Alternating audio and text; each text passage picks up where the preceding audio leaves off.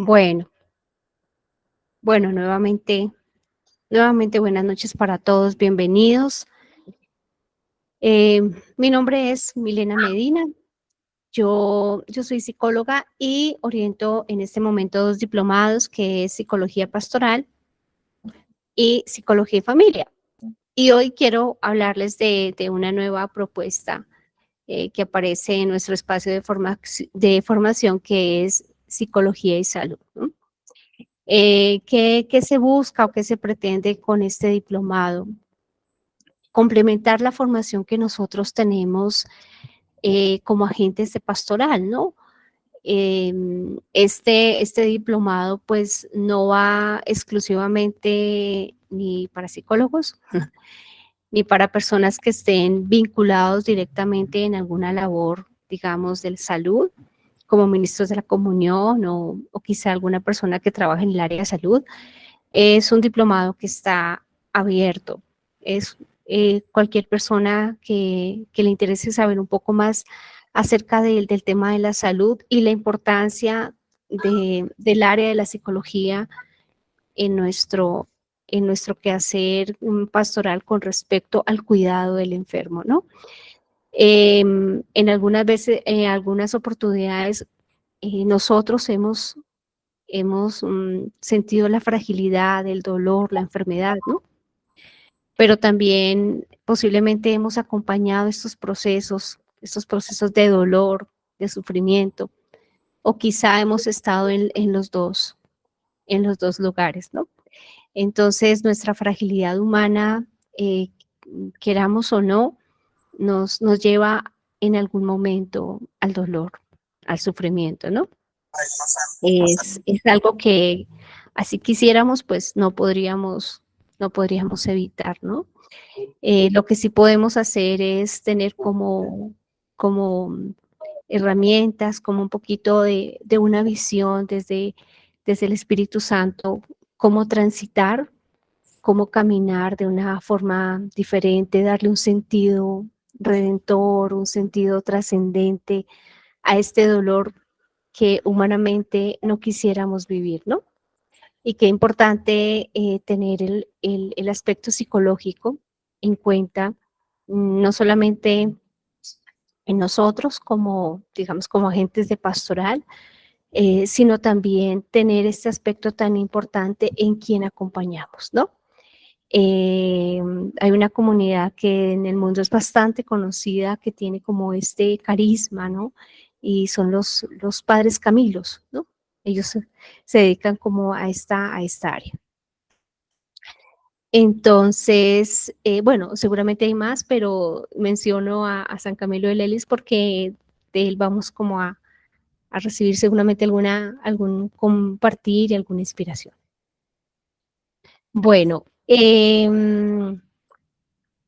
después de la proclamación del Evangelio y después de nuestra oración, que siempre empezamos con un momento de oración, vamos a compartir en el chat un link donde ustedes quisieran ingresar por si quieren saber acerca más de los módulos, em, del objetivo, un poco más la justificación, o sea, si quisieran como adentrarse un poco más en este diplomado de psicología y salud, ¿no?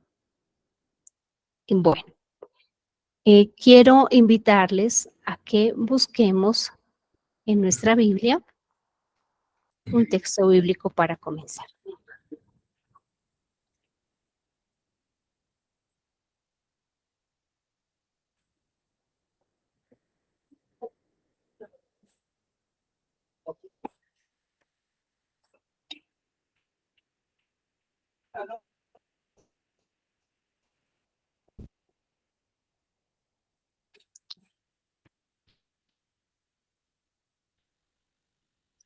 El texto es San Juan, capítulo 5,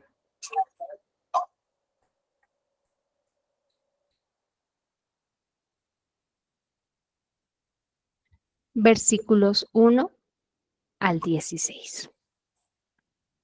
Ya les comparto pantalla.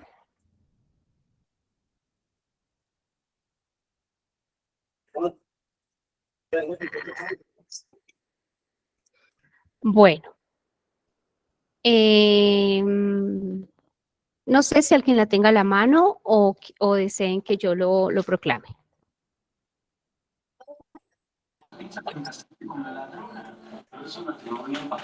Yo la tengo por acá, sí.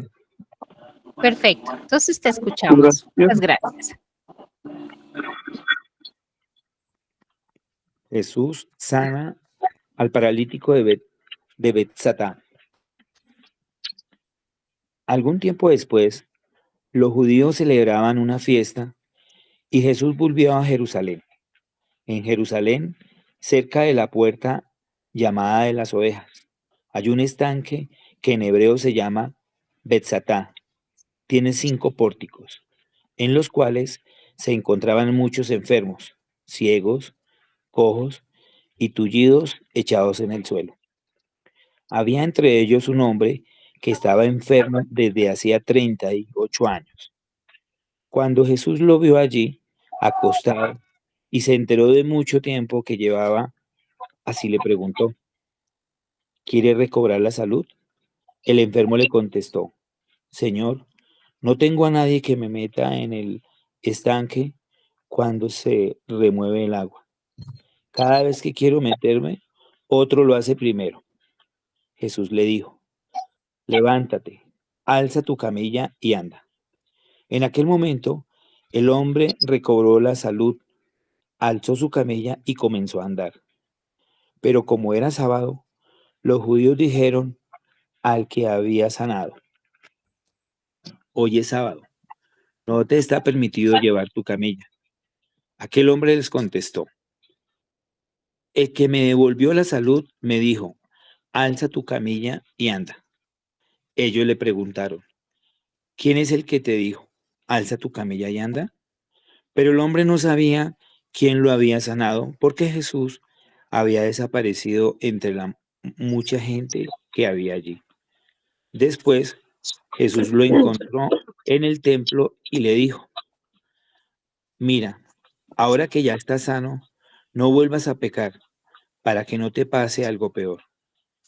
El hombre se fue y comunicó a los judíos que Jesús era quien le había devuelto la salud. Palabra de Dios. Te Palabra del alabamos. Señor, te alabamos, Señor. Te alabamos, Señor. Gracias, Luis Felipe.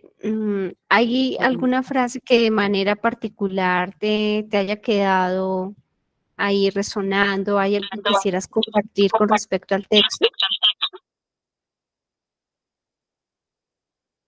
Los enfermos deben ser sanados.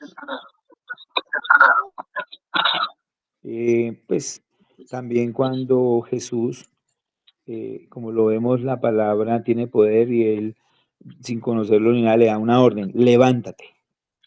Y ese levántate para los enfermos es de dejar de pronto el temor a ser sanados. Ese levántate para nosotros también es ese llamamiento a la conversión. Ese levántate significa dejar una vida y empezar a hacer una conversión más de la mano de Jesús, de ser dolientes en nuestro prójimo y empezar cada uno desde nuestras pastorales o desde nuestro trabajo, nuestra sociedad, a también a decirle a los demás: levántate, sal de esa situación que te agobia.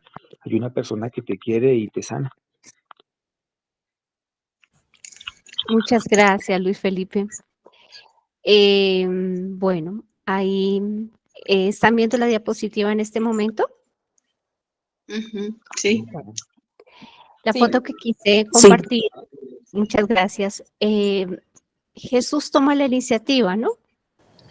Sí. Dentro de los signos que hace, cada signo tiene su particularidad. Y en este Jesús se acerca y toma la iniciativa, ¿no? Como decía Luis Felipe, lo toma de la mano, es un signo absolutamente significativo, ¿no? Por ejemplo, estos días en el Evangelio se nos hablaba de otro signo también, pero en esa oportunidad la persona gritaba, ¿no? Gritaba y algunos le decían, oye, cállate, cállate. ¿Y cuál era la actitud de este hombre? ¿Se callaba? ¿Se No, escondía? no, Con más fuerza grita, pedía, grita. ¿sí? O sea, él Sí. pedía y sabía a quién le estaba hablando. Entonces, pero en este signo es diferente. Jesús toma la iniciativa, se acerca y dice palabras súper claves que vamos a retomar. Bueno,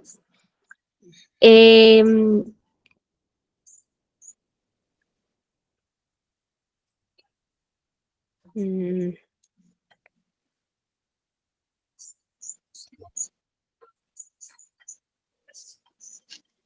permítame paso a la siguiente.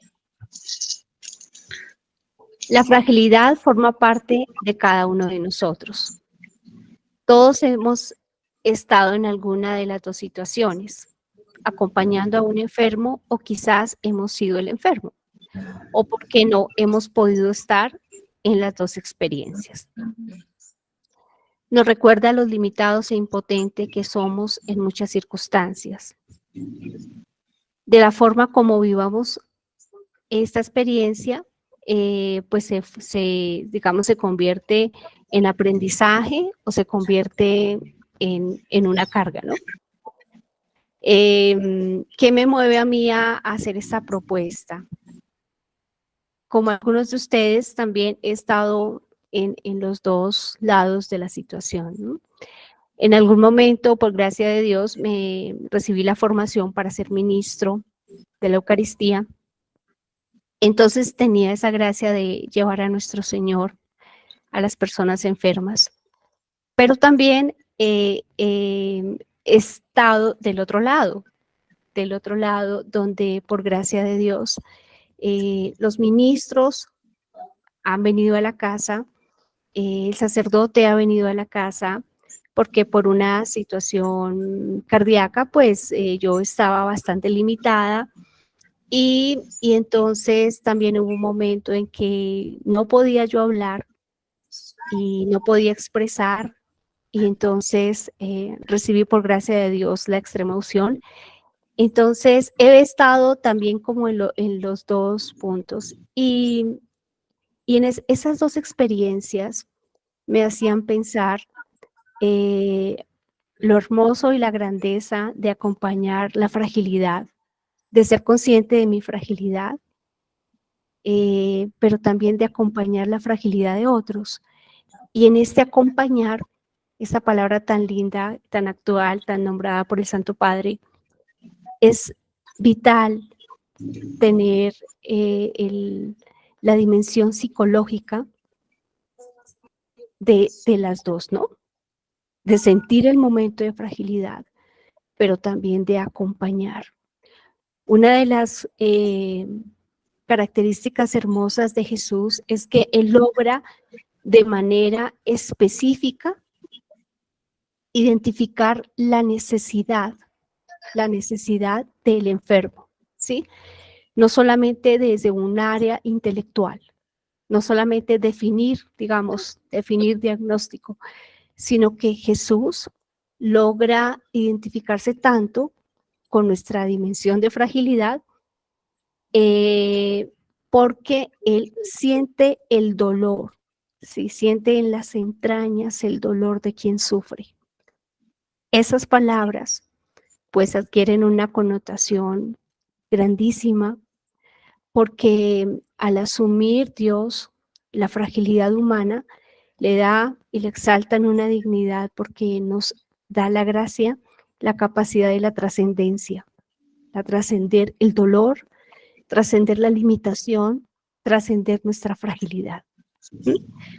Si nosotros tratamos de vivir estas experiencias de dolor solos, nos encerramos en un egoísmo y después nos damos cuenta que estamos perdiendo la gran oportunidad de colaborar, ¿cierto? Con esta gran tarea de la salvación, unir nuestro dolor al dolor redentor de la cruz, ¿no? No es que Jesús haya hecho la tarea incompleta de ninguna manera, ¿sí?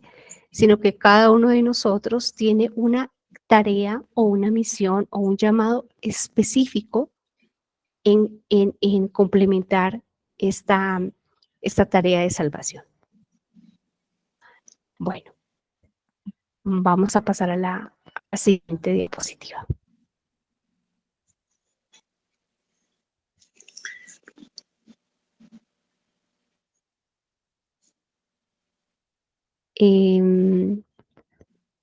Me gustaría saber si les es fácil leer la diapositiva, para que no solamente yo hable. Sí, señora. Marta Ligia, ¿tú quieres leerla, por favor? Sí, señora.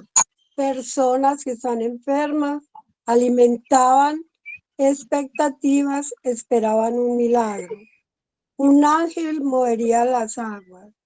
El primero que se lanzara alcanzaría la sanación.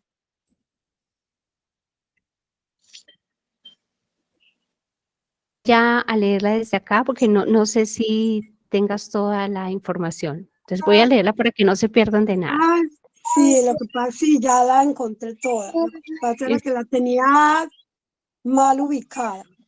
Pero ya la ves bien. Sí. Perfecto. Entonces te escuchamos. Durante una fiesta de los judíos, piscina Bethesda, casa de misericordia, personas enfermas alimentaban expectativas, esperaban un milagro. Un ángel movería las aguas. El primero que se lanzara alcanzaría la sanación. Pues hasta ahí me da miedo. Listo. Solamente te falta un renglón y te lo voy a leer. Se detiene en un enfermo que lleva 38 años paralizado. Estas es como las características del texto que acabamos de proclamar, ¿sí? Entonces el texto nos habla que durante una fiesta de los judíos, ¿no? Ustedes saben que el lugar más importante para el judío es el templo, ¿no? Él nos especifica el lugar, una piscina Bethesda, bueno, en esta traducción está Bethesda, que significa casa de la misericordia. En este lugar hay unas personas enfermas, ¿sí? ¿Qué pasaba con estas personas en este lugar de manera especial? Que alimentaban una expectativa, esperaban un milagro, ¿no? ¿Cuál era como ese milagro? Que un ángel moviera las aguas, ¿sí? Y que el primero que alcanzara a llegar, pues recibiría la sanación, ¿no? Ese era como el contexto, ¿no? Y de manera especial como que se nos centra en un personaje que lleva 38 años paralizado.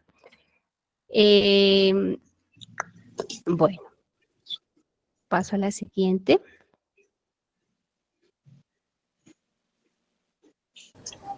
Listo. Bueno, hombre, ¿quién desea leer para que no sea solamente yo? Esperaba el milagro, tenía una fuerte esperanza.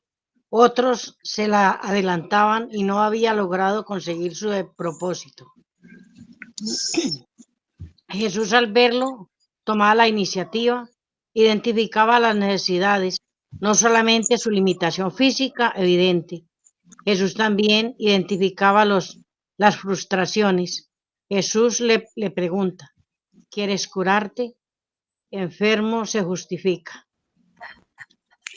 Entonces, este personaje, pues evidentemente esperaba el gran milagro, tenía una fuerte esperanza. ¿Por qué podríamos pensar eso? Porque llevaba un buen tiempo en ese lugar esperando que él fuera la persona bendecida con el milagro, ¿no? Pero ¿qué pasaba con esta situación? Que otros se adelantaban y él no había logrado conseguir el propósito. Jesús, al verlo, bueno, ya hablamos de que él toma la iniciativa, ¿no? Él toma la iniciativa.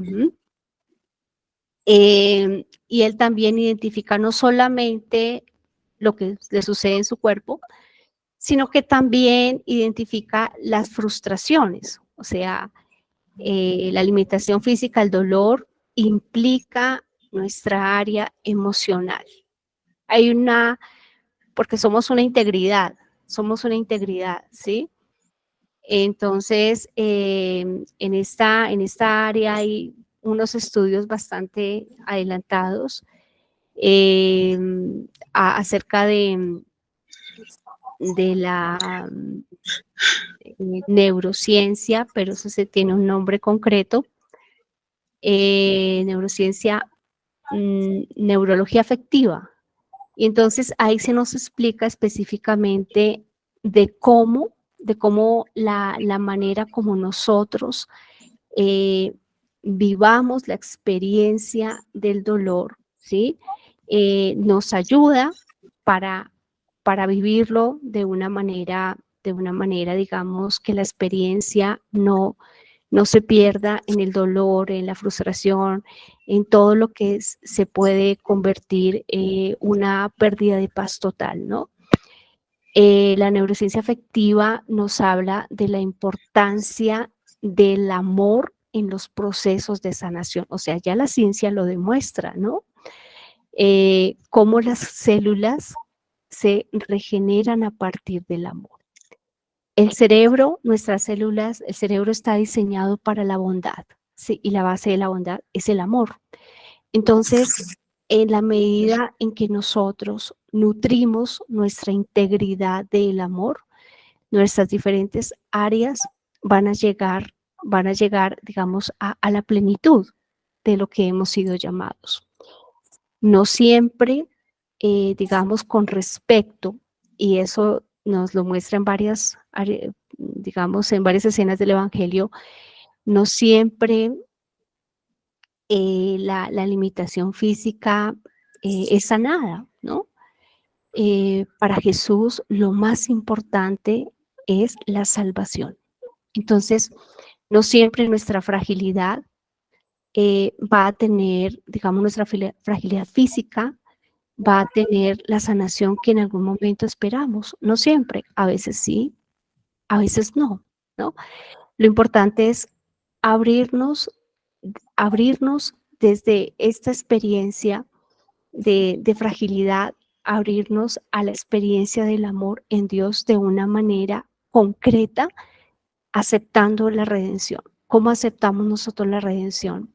Aceptando la vida de gracia.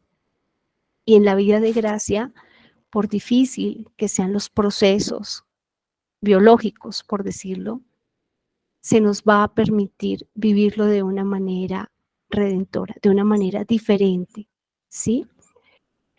Hay muchas historias que nos hablan de cómo personas con enfermedades bastante dolorosas, bastante deterioro, digamos, físico, han logrado transformar esta experiencia, ¿no? En estos días se nos habla de un joven que ha sido muy famoso, ¿no? Carlo Acutis. Y cuando a él le descubren su enfermedad, y él está junto a su madre en el hospital y le hablan de esa experiencia del dolor, del sufrimiento, él le dice, mamá, hay personas que están sufriendo más, ¿sí? Entonces, el cómo vivir esta experiencia definitivamente es la clave, ¿no? Que no lo podemos hacer solos, que necesitamos justamente en este momento de fragilidad que las personas nos transmitan, más que con la palabra, la presencia. Nosotros hablamos con la presencia, que nuestra presencia sea una fuente de esperanza muy grande en medio de una experiencia de dolor. Eso es súper importante, ¿no? Porque lo estamos invitando, no negando la realidad, o sea, no minimizando el dolor, no diciendo, pero esto no es nada. No, de ninguna manera. Es que a pesar de la experiencia de dolor, de fragilidad, sufrimiento, abrimos una puerta de esperanza y fortalecemos ese sentido, ¿no? A mí me ha pasado yo sé que de pronto a ustedes también, que en algún momento yo iba a hacer una visita. En este momento no soy ministro de comunión. Yo me dedico a la psicoterapia y algunas actividades de pastoral y provida. Pero en mi ejercicio, digamos, profesional y pastoral, he ido a visitar enfermos también.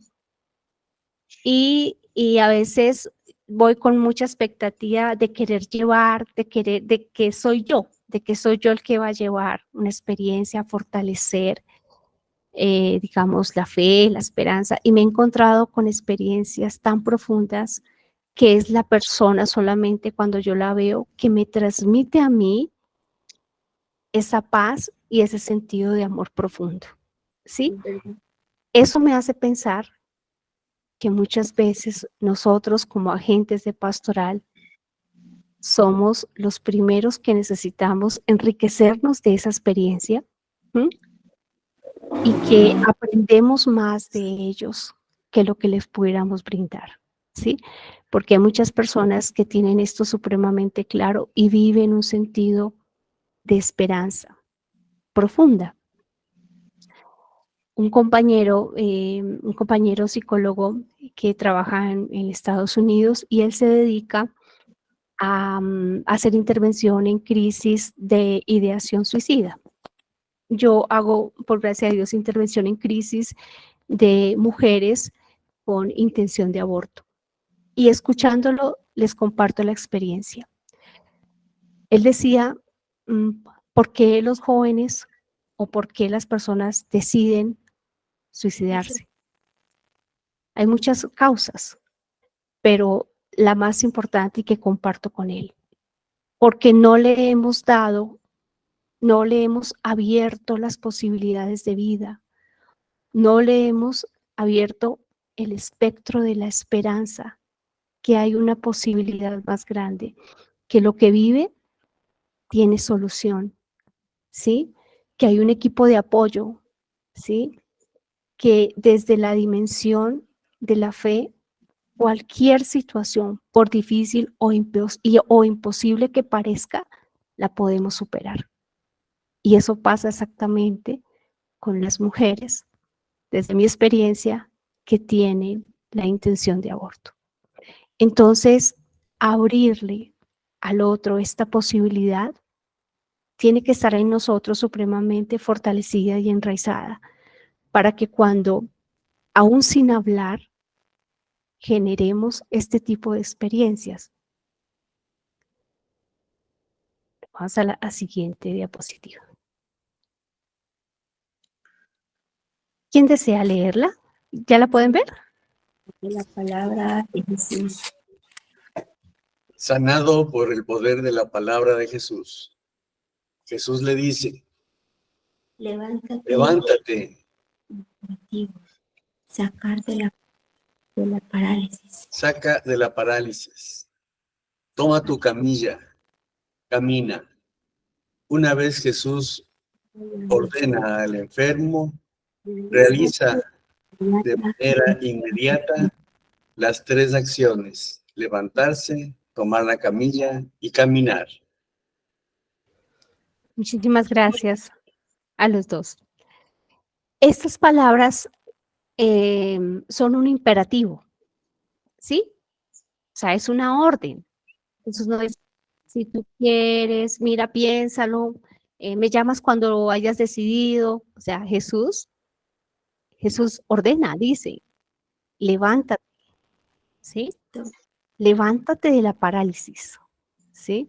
Entonces, estas palabras, esta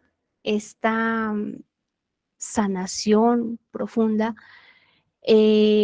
no proviene del agua que él estaba esperando, porque tenía su expectativa puesta, era en el agua, ¿recuerdan? Al principio del texto. No era del agua. ¿Mm? Es directamente del Señor. Es directamente de Él. ¿Sí? Que seamos facilitadores, claro. Que proveamos todo el ambiente, que llamemos al sacerdote, que hagamos catequesis, bueno, lo que esté de nuestra parte. Pero quien directamente le está dando a la persona la sanación es Jesús, es directamente con él. ¿Mm? Evidentemente tenemos la comunión de los santos y la intercesión, ¿no? O sea, esa es una de las grandezas de nuestra iglesia, ¿no? La comunión de los santos.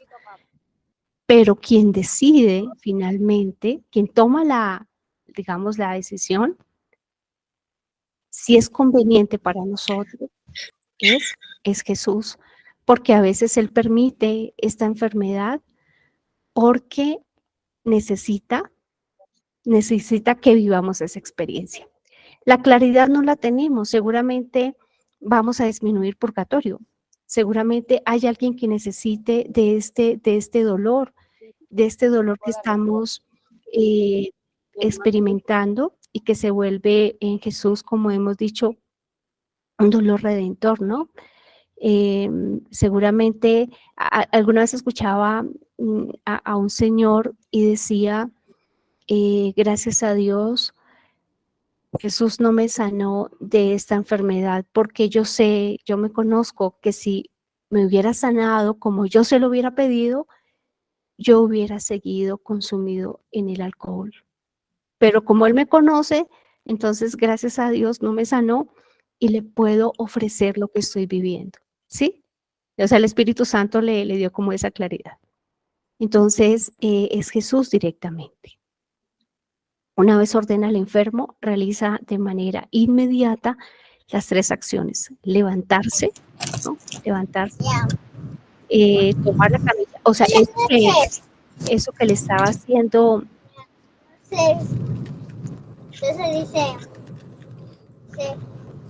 eso que le estaba haciendo impedimento, pues ya no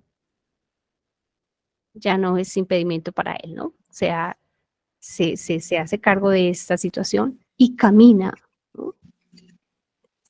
Bueno.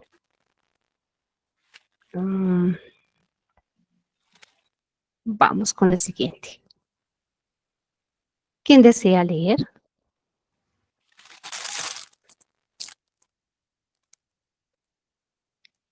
Relación entre sanado y sanador. El paralítico no establece relación con Jesús. Toma la camilla y se va. El contexto es el sábado. Las autoridades confrontan la falta. El hombre responsabiliza a quien lo sana. No sabía quién era.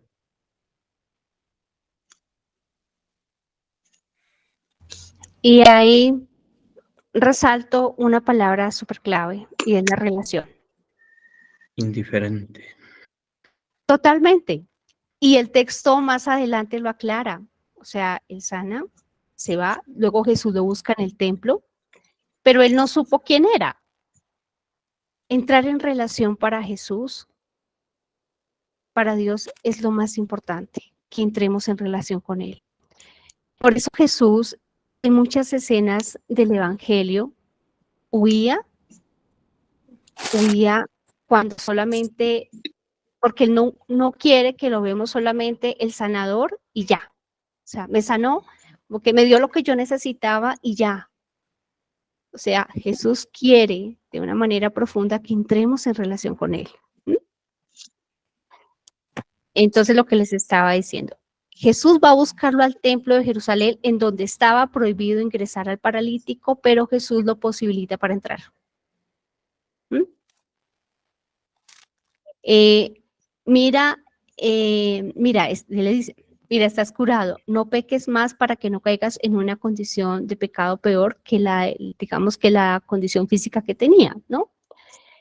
El hombre sanado va y advierte a las autoridades judías quién lo ha hecho. Las autoridades persiguen a Jesús, o sea, él va y dice, no, pero es que él fue el que me dio la posibilidad de volver o sea, como si lo hubiera delatado, o sea, como vea, es que yo no fui, fue él. Sí, entonces evidentemente las autoridades judías van y le hacen el reclamo, ¿no? Pero Jesús les aclara realmente cuál es el sentido de lo que él había hecho.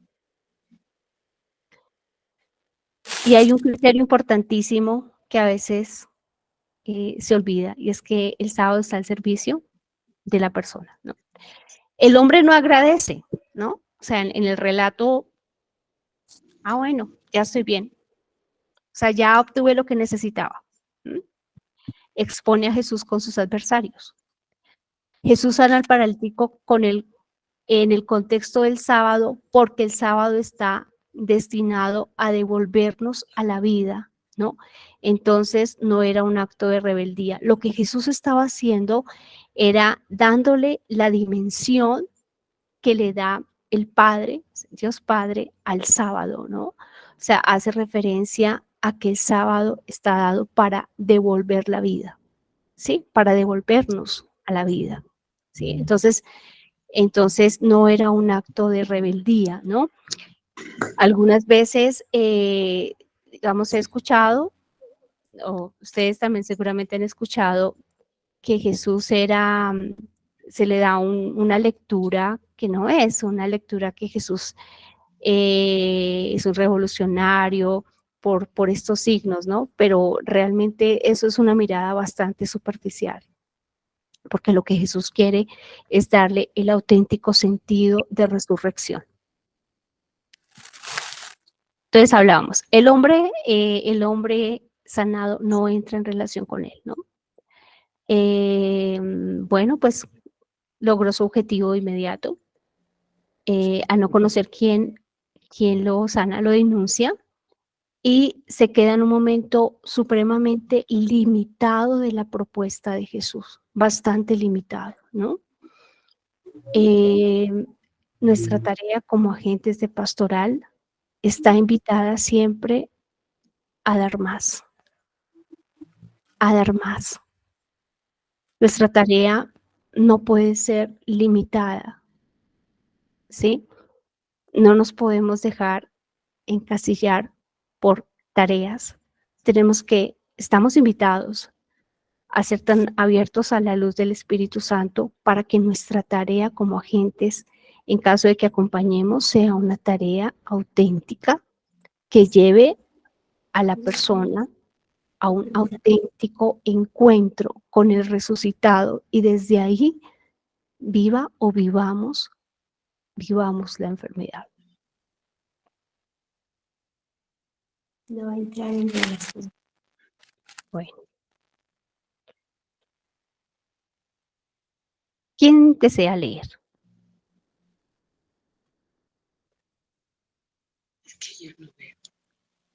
Para Para- Dios, Dale. para Dios, Dios, familia, sana, es muy importante la dinámica relacional. Dios Padre envía a su Hijo y nos comunica su Espíritu. En este sentido, Dios desea entrar en relación con cada uno de nosotros. Muchas gracias. Y cuando nosotros estamos en esta condición de fragilidad, de enfermedad, hay diferentes dinámicas al interior de nosotros que se desarrollan. Primero, hay una relación conmigo mismo de cómo yo estoy relacionándome con mi enfermedad, ¿sí? Porque puede ser que yo esté todo el tiempo, como dicen los mexicanos, batallando, rechazando, o sea, en una actitud totalmente como de negación por mi condición, posiblemente renegando mi condición, ¿sí? También se desarrolla una relación con Dios, porque cuando no hay un culpable cercano, tangible, pues yo le reclamo a Dios mi condición. ¿Mm? Pero también hay una relación con las personas que me acompañan, o sea, con mi familia, hay una relación con el personal médico, hay una relación con el agente pastoral, hay una relación pues con la sociedad en general, ¿no? Recuerden ustedes, por ejemplo, en la época de Jesús que se nos cuenta en el Evangelio, cómo, digamos, la dimensión social de quien tenía lepra. Ujú. De rechazo, de desprecio. Total, o sea, no era nada amigable, ¿no? No Sí. era nada amigable. Por ejemplo, cuando empezaron a aparecer los primeros casos de SIDA, de este diagnóstico, eran totalmente, digamos, acá en el hospital eran totalmente aislados, independiente de que él hubiera sido directamente responsable de su diagnóstico o no, eran totalmente aislados y la misma como prevención y todo el tema a nivel, digamos, médico, a nivel social, o sea, la enfermedad no es algo que solamente está viviendo la persona, sino que hay toda una serie de dinámicas relacionales que están afectando directamente al que está viviendo un determinado, digamos, diagnóstico, ¿no? La relación con la sociedad en general, ¿no? Por ejemplo, San Camilo de Lelis tenía tan consciente la misión, que él decía, cuando tú estés acompañando al enfermo, que el enfermo no te vea a ti, o sea, que el enfermo logre ver en ti a Jesús, ¿sí? Porque a veces nosotros nos preocupamos mucho por el qué decir, ¿no? O sea, ¿qué le digo? O sea, ¿cómo le hago ver otra manera? ¿Cómo le amplío el espectro? ¿Cómo hacer que esto de lo que nos habla San Juan Pablo II en sus documentos, cómo hacer como que tenga otra visión de la enfermedad? Entonces nos preocupamos mucho a veces por el decir, por los argumentos, ¿sí? Pero, por ejemplo, este gran santo decía, no, o sea, que él cuando tú te acerques, cuando tú lo abraces, que sienta la presencia de Jesús, ¿no? ¿Recuerdan ustedes esta santa, pues realmente es contemporánea, Madre Teresa, ¿no?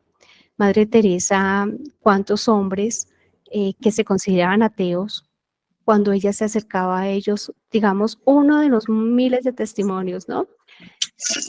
Se acercaba y le decía, si esta mujer es tan buena, ¿sí?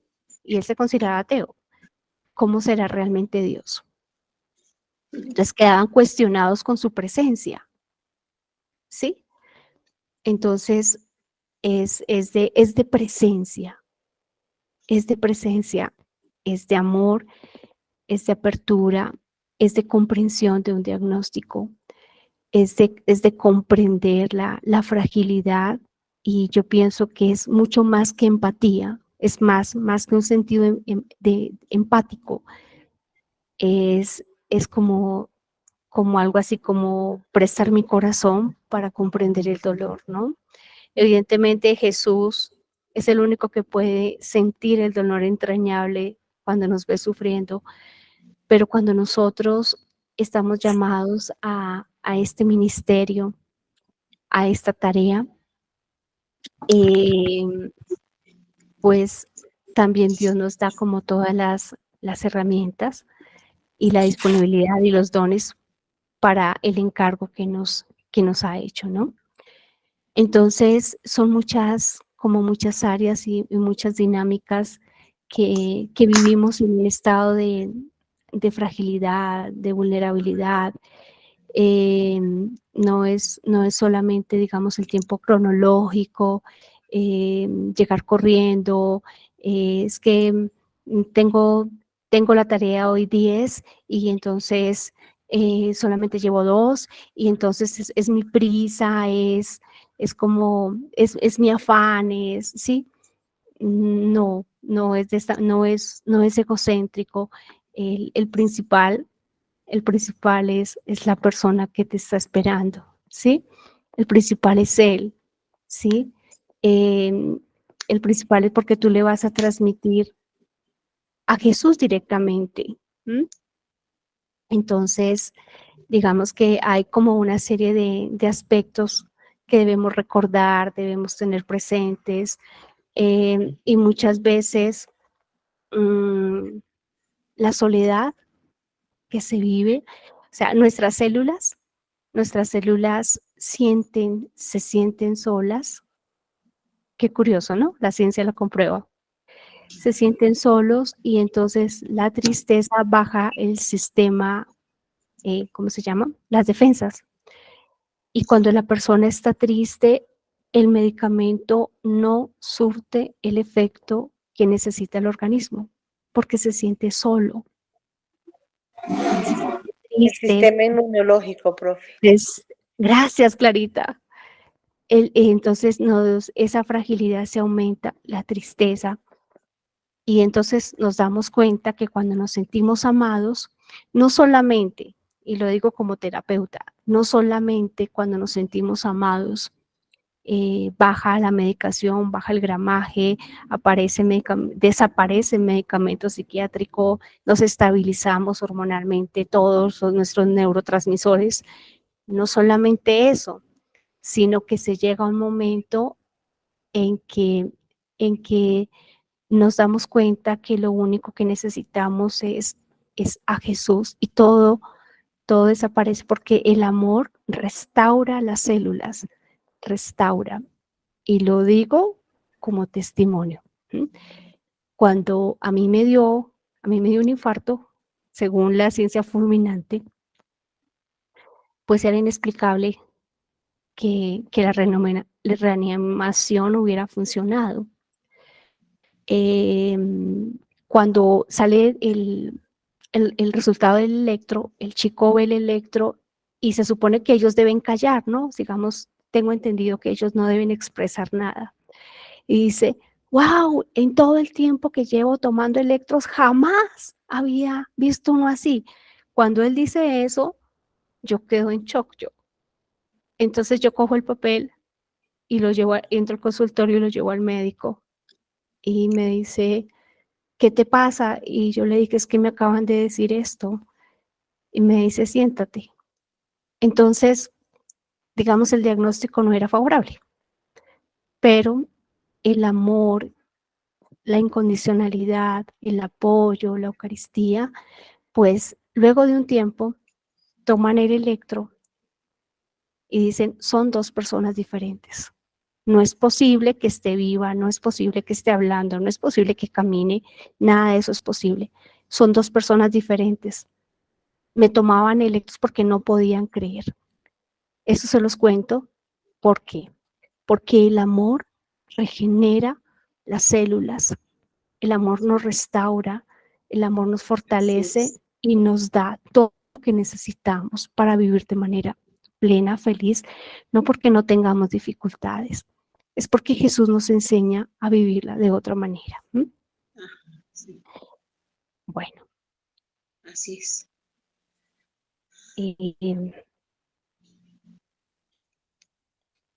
Siguiente diapositiva ya para ir finalizando.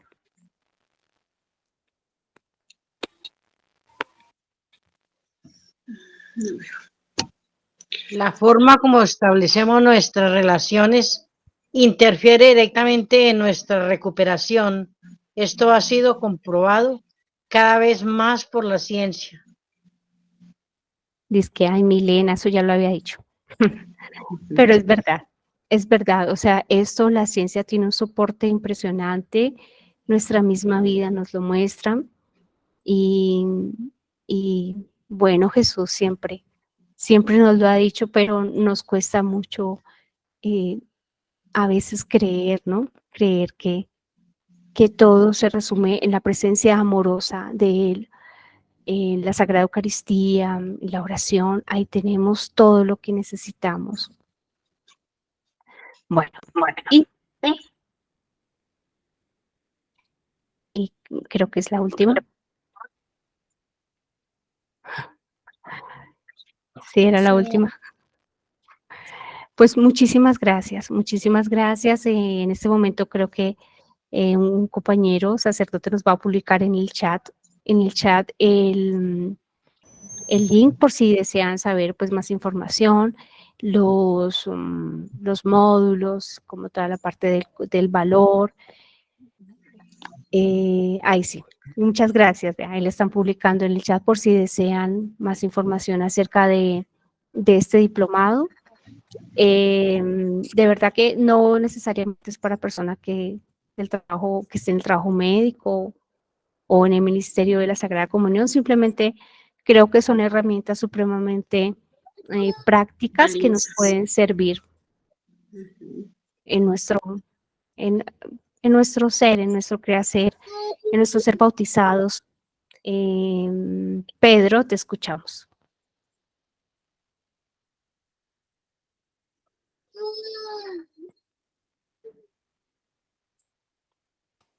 No hay audio. Tiene apagado su micrófono. Sí, Pedro.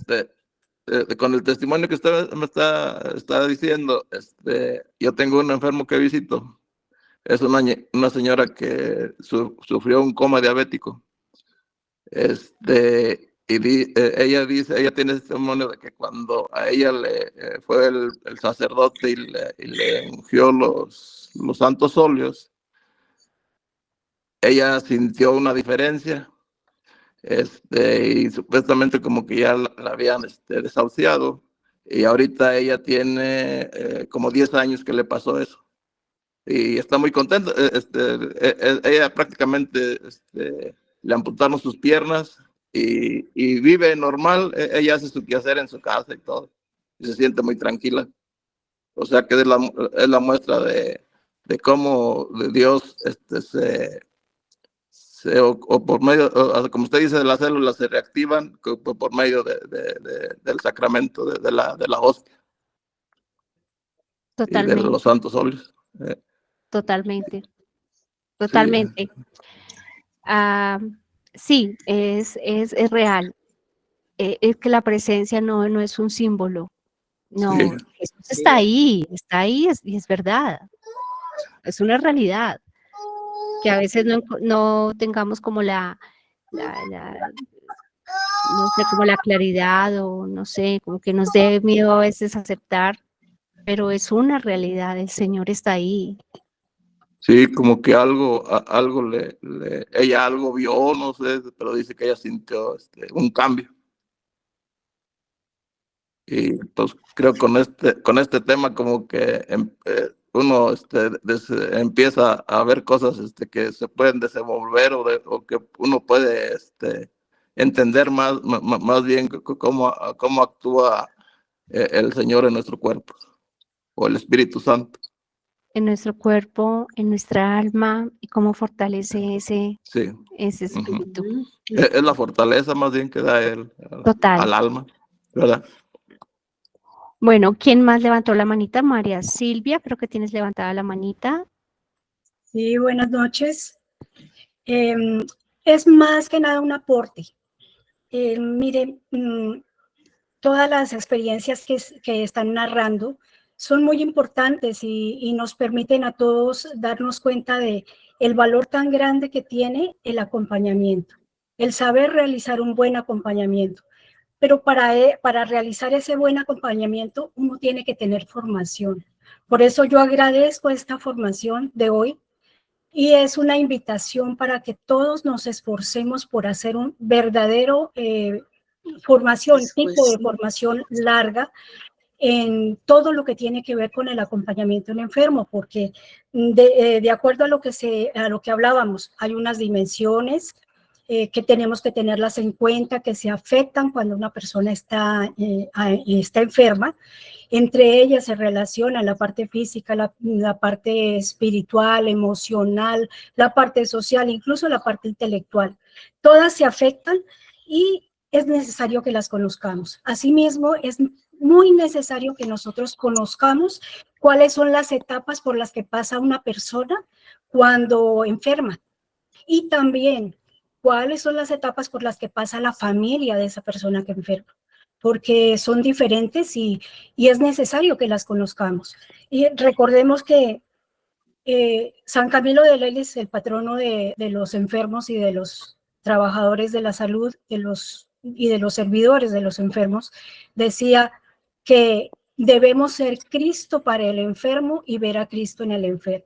Entonces, si queremos hacerlo, tiene que ser una formación integral. Ese es como mi aporte, ¿no? Porque para podernos acercar y acompañar, tenemos necesariamente que saber cómo hacerlo. La parte de la escucha, la ayuda, el tipo de relación que establecemos con esa persona que está sufriendo, cambia mucho si nosotros sabemos cómo hacerlo. No es suficiente con tener la buena voluntad y por eso pues me parece bonito el que haya tantas personas. Aquí yo veo 102 personas y que se han unido para esta charla. Pero entonces, qué bonito continuar la formación. Yo sí doy muchísimas gracias porque es una muy buena oportunidad y un estímulo para que nos sigamos formando. Muy amable, gracias. Gracias. A ti, María Silvia. Digamos, este módulo, este diplomado, va orientado, como tú dices, vamos por partes, ¿no? Digamos, son muchos temas, son varias cosas a tener presentes. Va orientado hacia nosotros, hacia nuestra identidad, hacia lo que nosotros como agentes de pastoral debemos tener en cuenta. Debemos tener una clara conciencia, una clara formación, una mirada muy clara nosotros, ¿sí? Ya después, desde nuestra claridad, acercarnos al otro, ¿no? Pero la primera cercanía es la presencia. Entonces, sí, digamos, este diplomado va orientado hacia nosotros, primero nosotros, nuestra mirada en Jesús, que es nuestro referente, nuestro modelo, aprended de mí, que soy manso y humilde, pero aprended de mí. Entonces, este es como el énfasis de este diplomado, ¿no? Eso. No sé quién más tenía levantada la mano. María Claudia, Marta Ligia. Sí, señora.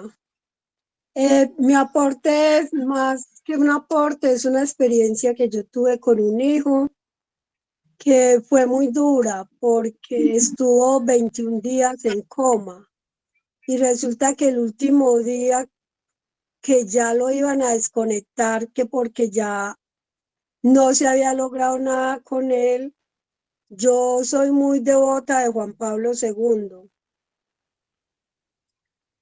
Y gracias a la intercesión de él por mi hijo, después de esos 21 días, en la hora en punta en que lo iban a desconectar, yo le oré tanto y con tanto fervor al Señor que él escuchó mis palabras, mis ruegos y me le devolvió la vida.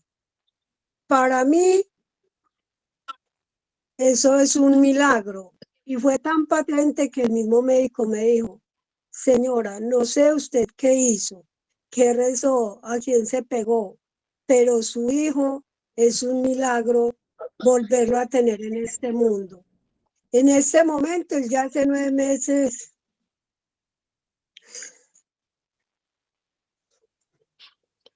perdón, hace 9 meses falleció. Tranquila.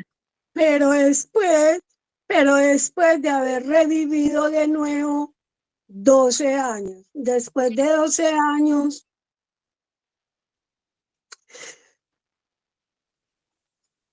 falleció. Pero siempre el Señor le permitió volver a este mundo por ese lazo de tiempo que para mí eso fue algo pues grandioso. Muchas gracias.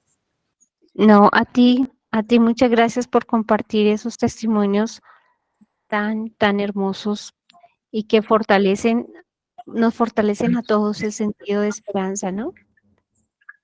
Sí, señora. Muchas gracias. Bueno, A ustedes. no sé quién más iba a hablar.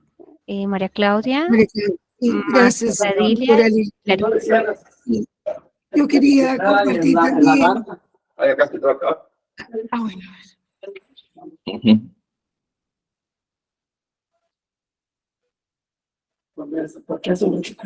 Sí, ¿te escuchamos?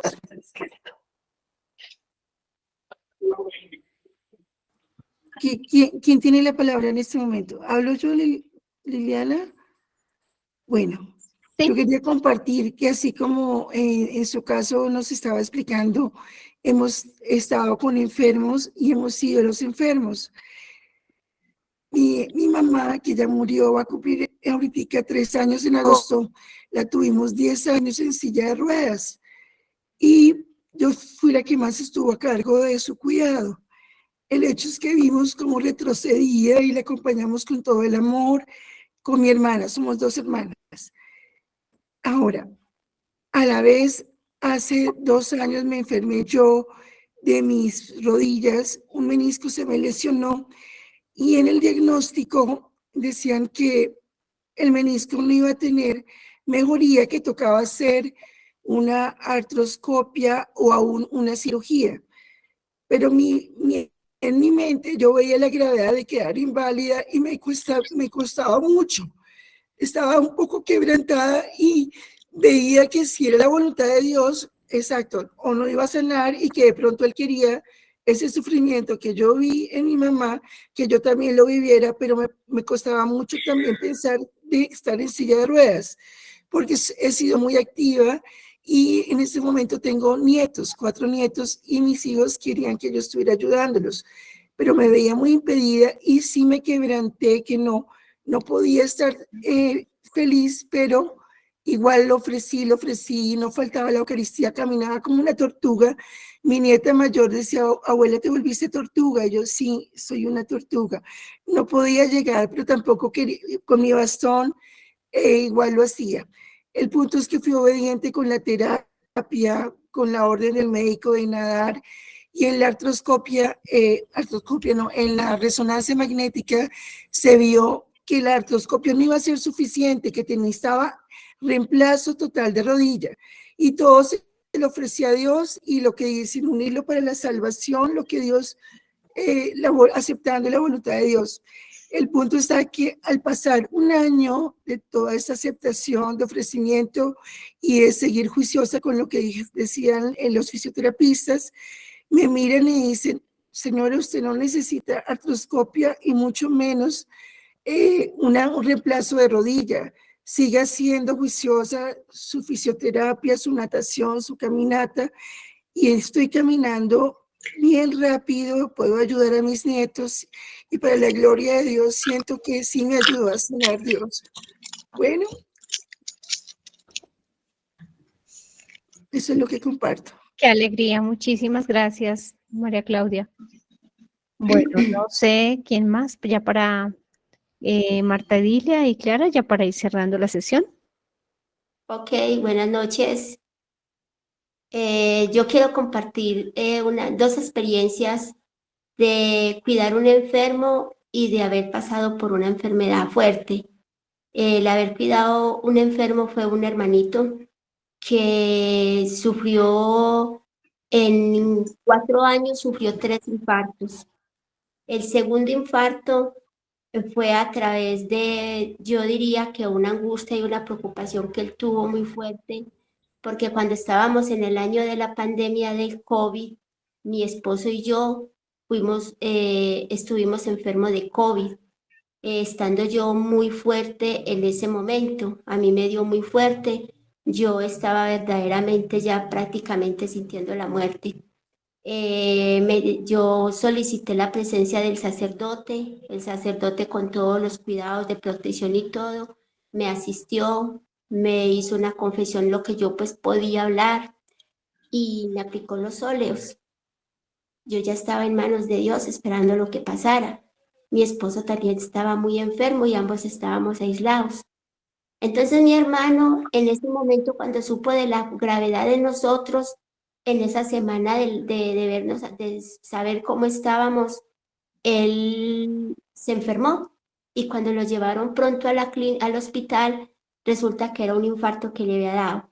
Entonces rápido lo remitieron de mi pueblo a la ciudad donde pues hay más recursos, un hospital de más nivel, y allí empezó para él todo un proceso.